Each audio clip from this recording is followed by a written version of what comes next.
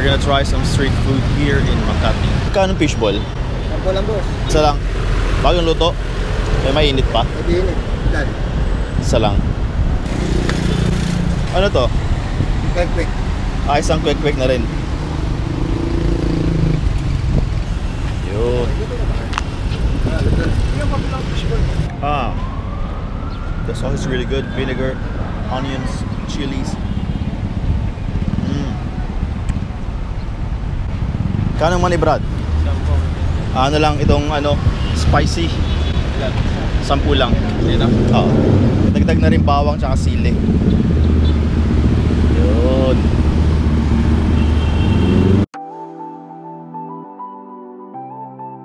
Yes, having some Subway sandwich for lunch.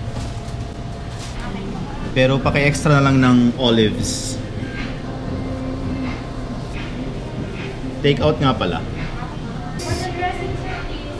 Anong favorite mo? Rice or toast, ranch and sweet onion combination. Sige, pero konti lang ha. For a variation, instead of the usual rice for lunch, let's have a sandwich. Okay na, sige. Ha? 135. Okay, sige.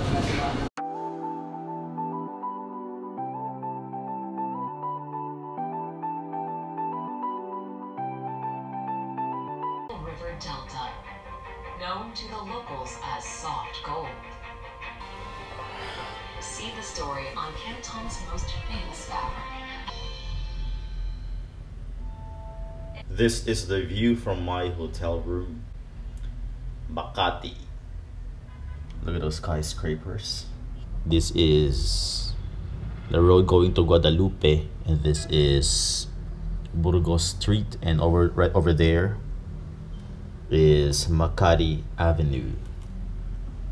Alright. Let's head up for dinner. Just finished my nap. Monday evening here at Makati, and we're gonna go out to get some dinner. This street is exciting, lots of some activities and lots of options for dinner as well. Let's do it. Thank you. This place is packed. Yes, sir. Ano na lang sa akin yung 35. Basta price mo 30 naman nakalagay. Sa cup po. Sa cup. Nakahimay po. Puti yan. Okay, sige.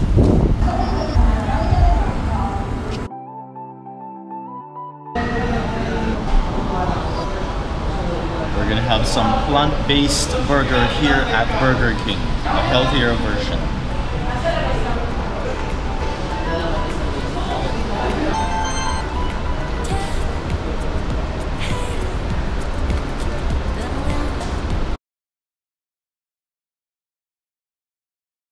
Early morning, not early morning, but it's now 10 a.m. and we're heading to a coffee shop that I saw here. It's called Fresh Roaster Coffee Tonya. They have lots of different varieties of beans. We're gonna try it for breakfast. So we're now approaching the coffee shop. It's a roaster, fresh coffee roaster, Coffee Tonya. It is, I think, Japan-based. Tagal na kayo dito? 3 years na po. 3 years na. Thank you. Let's get some coffee before getting some food elsewhere. So let's see what do they have. So kayo nagro-roast ng mga coffee nyo dito? Ano po yan, yung mga beans po yung mga raw beans, tapos made to order po. Grabe ano, talagang ano. So yung beans, from beans kayo nagro-roast. They roast their own beans. They have them green, and then they're the ones who's roasting them. May mga Philippines po tayo. Saan yung mga Philippines? Ayan, 4 lang sir, si Barako. Barako. Ito, Liberica talaga to? Opo, nag-iisang Liberica lang, hindi sa Batangas. Try. Ito, puro mga Arabica. Pwede ba i-try ko itong Liberica? Na Pour over? Hindi pwede. pwede naman sir, kaso mag-iintay nga lang po tayo ng mga 30 minutes sa roasting. Kasi kakapagpapit ko ng... So wala pang roasted na ano? Kasi, kung gusto niyo pong pumili ng ganyan sir, ano po, magpa-special request, i-roast ko natin ang Persian. I see. Di, pero ngayon wala akong available na roasted na Liberica. Wala po sir, si Daguma lang po ang available natin na dito lang sa dulo. Daguma? Anong lugar to? Sultan ko na tayo. Anong ano to? Is this Arabica o? Ano yan, Arabica yun sir. So ngayon, wala na ibang roasted dito kundi Daguma lang. Daguma, yan na po kasi mga shop quiz namin sir na may roast na. Tapos yung iba, pagka sila naman tumikim ng mga pinyata, pag Kilimanjaro. I-roast nyo pa? I-roast po natin within 30 minutes pa. 5 minutes na po kasi 50 grams lang po yan. Ito yung roaster nyo. Saan yung grinder nyo? Grinder. So, ayun ang grinder. Ayun yung grinder. So from scratch talaga? From green beans, roasting, grinding. It's an amazing coffee shop, guys, because they start from scratch from green beans and they roast their own beans and they grind in everything. So we're gonna have a pour over. So ngayon anong available na pwede na? Brewed coffee lang, sir. Kaya nga anong Mocha blend. Pwede ba ipatikman, sir, ng Brazil Santos? Pwedeng hindi blend. Ay, yung mocha blend, so ano na yun? Blend na yun, sir. Blend na ng anong beans? Anong beans ang blend niyo doon? Apat po yun, sir. Si Mocha Sidamo, si Brazil Santos, Guatemala, sa si Honduras, sir. Pwedeng ano lang, isang single origin lang. Si Brazil Santos na lang. Arabica din yun? Apo, Arabica. Brazil Santos. Tapos pour over lang ano? Apo, pour over natin, sir. Magkano yun? Ito na, sir. Pag small lang, sir, 100. Tapos medium. Try ko yung small muna. Ano? Okay, sige po. Siya tayo hindi naman kayo, sir. Okay. Ito, sir, yung 12 grams na ground beans. Anong grind niya? Fine? 40 po. Hindi mo po yan pag mga filter. Depende po kung sa filter ang ginagamit. Paper filter ginagamit namin. 12 to 14 po yung ano namin available na pwede dito. Yung espresso grind mas manipis, mas maliit pa dyan, Fine no? na po yun. Hindi na po pwede yan. Hindi yun pwede. Mapagal po yung pa yung water. Hindi pa talaga siya pwede sa pang pour over. Pang espresso lang talaga siya. Pag French press, iba din yung grind nyo. Of course naman po yun. Force yun, ano? So ito, single origin to. Right. Mga 3 minutes lang naman. Just making our coffee.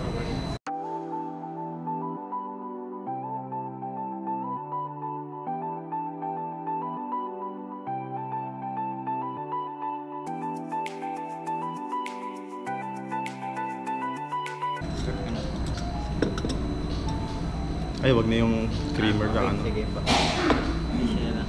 Thank you. Let's have some coffee, and this is pour over Brazil Santos Arabica. South America coffee is one of the best in the world, and this one from Brazil is really good. The taste is mild.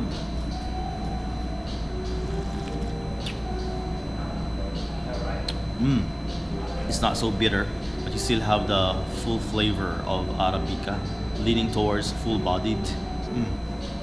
Your typical full-bodied coffee, but it's mild in terms of bitterness. Very nice.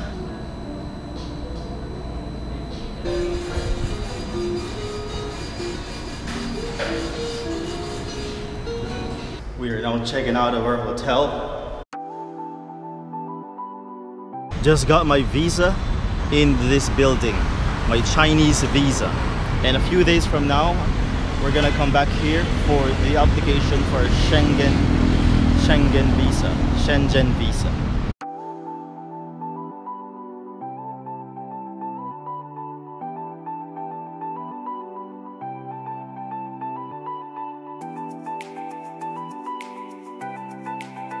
Traffic na sa Makati, mas malala pa sa EDSA yan eh. Ganon? Nakala ko EDSA ang worse. Kasi sir, ang EDSA gumagalaw. Gumagalaw yung kahit mabagal. Ang Makati, pag tumukod yan. Sa Ayala Ab? Tama, no? Parang naranasan ko yung dati sa Ayala Ab. Pag tumukod yun, sir, yun na yun. Nangyari nga sa akin yun eh. As it sa EDSA moving. Moving yung EDSA. Actually, ang Ayala Ab, similar sa ano, yung downtown din ng Bangkok. Maayos pero hindi gumagalaw. Sa EDSA, medyo buhol-buhol pero gumagalaw. Kasi EDSA kasi ngayon, lalo na inaayos naman nila ni Preha ng MMDA. Gumanda na. Oo. May bus lane na eh, di ba? Tsaka minsan sa EDSA, makikita mo sa disiplina lang naman talaga yung wala eh. Kasi makita mo traffic, hindi gumagalaw. Pagdating mo na sa origin ng truck, magugulat ka, wala namang issue. Ano pala yung, ba't di gumagalaw? Oo nga eh. Unlike sa sa Makati, sa volume yung problema. Sa Makati, volume talaga kasi talagang yung kalye nila maliliit talaga eh. Diyan, Pasay, isa rin yan, naliliit ng kalye niyan. Sa loob. Sa QC sa amin, malalaki ang kalye eh. Kala mo highway lahat yun eh. Oo nga. Yung Commonwealth Avenue kasi laki ng SLEX yun. Ganon? Oo nga, no? Tama. Mas malapad yung sa amin kaysa Tama sa yung Commonwealth, ano? Liban sa Paris, ano pang pwedeng street food na ano, kainin? Kasi, puro kwek-kwek na lang, no? Parang nakakasawa Pero na. maganda kasi pagka bumaba ka uli dito ng NCR, Binondo. Oo nga, yung Chinese ano Doon ka talaga, lang no? sa paligid sir nung Chinatown Mall. Doon ka na sa paligid nun. May mga ano din doon, may mga noodles din. Ang gagawin mo na sir, mag-shorts ka na lang, rubber shoes, shirt, di ba? Lakad-lakad na lang, ano? Oo, yung wala ng collar kasi mainit minsan doon para presko ka. Tapos, Tama. pouch bag lang, yung grip mo lang para iwas nakaw. Tapos, pagbaba mo doon, maglakad-lakad ka na lang sa paligid, makikita mo na yun doon sir. Mamili ka na ng mga Chinese karinderya. Anong oras ang masarap pumunta doon? 4 ng hapon. Pagka ano ba yung... Mahaba pila sir, pagka peak hours na lunchtime. At least, yung tapos na yung lunchtime, makapili ka na, di ba? So iba-ibang food na doon, ano? May Oo. street din o puro May restaurant lang? May street, may resto. Actually, hindi naman resto yung term nila Parang Chinese karinderya kasi. Hindi siya resto talaga na sit Oo. down, ano? Pero yung quality ng food pang resto. Sarap doon, ah. Tsaka para matry mo, halimbawa, nag-late lunch ka dito, nag-dessert ka dito, nag-merienda ka dito. Oo, diba? ganun ang gusto ko. Sige nga, try ko doon. So ano doon, mga siomai ang magandang tirahin doon. May malalaki. May malalaking siomai doon. Pero pakita mo yung hipon. Pero Chinese talaga yung mga yun o Filipino rin nagluto? Chinese talaga sir. Yun ang kasi yung problema pagka ano, Pasa-pasang ibang Chinese restaurant dito, Filipino din nagluto, so wala din. Iba kasi pag yung Chinese talaga, Pag sila talaga. Tsaka sila sir kasi ang Chinese, ang noodles sila hindi binibili. ginagawa, oo. Kasi dyan sa Makati, may isa ako nakitang Chinese restaurant. Tapos ang may-ari Chinese, pati cook Chinese, authentic talaga. Oo. So ganun pala yung Binondo rin, ano? Tsaka yun ang uri, Binondo. Chinatown. Chinatown talaga. Kasi problema lang doon, traffic no? Hindi, kaya ang gagawin mo nga sir, punta ka doon ng patay na oras. Halimbawa, huwag ka sumunod. Alauna. Pagbaba mo ng mall, lakad-lakad ka. Huwag ka na muna pumasok sa mall, doon ka lang sa labas. Kasi doon yung mga Chinese karinderya, Chinese resto di ba? Oo. Doon ka sa labas maglakad. Ganun. Yung si Isko, mayor, maluwag yun. Maganda kali doon si Isko. Magaling si Isko no?